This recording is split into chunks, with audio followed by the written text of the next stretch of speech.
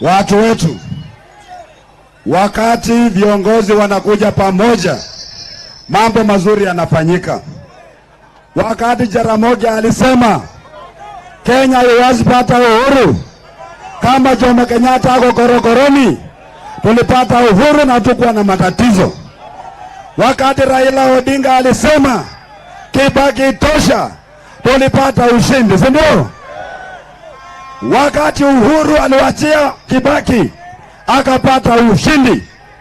Mimi mbele yenu ya leo nataka kusema kwamba jamii yetu ya Waluhya tumebarikiwa sana. Kila mara Mwenyezi Mungu anatupatia viongozi wawili. Hawa viongozi wawili hakuna yule amekubali akasapoti mwingine. Elijah Mangale alikataa kusapoti Muliro. George Captain alikataa kusapoti Wamalwa kijana.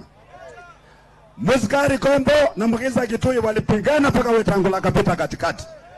Tukapata hii matatizo, si ndio? Wakati huu Mwenyezi Mungu amesema natembea na wewe na Sifuna. Wengi walifikiri kwamba tutapigana, si ndio? Mimi nikasema sio.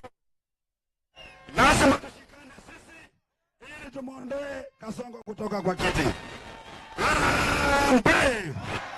Harambe! Hiyo maskini ya Western imepangwa. Wameuza Nzoia, wameuza Mumias, wameuza Pani Papa, wameuza Kitinda, wameuza jinarizi zote. Wala ambao wanaweka signature ni wale viongozi wetu ambao wako mbele. Leo hii watu wetu unaanza uongozi mpya. We want a new leadership, you know? Na Mzee Kombo ameweka mkono.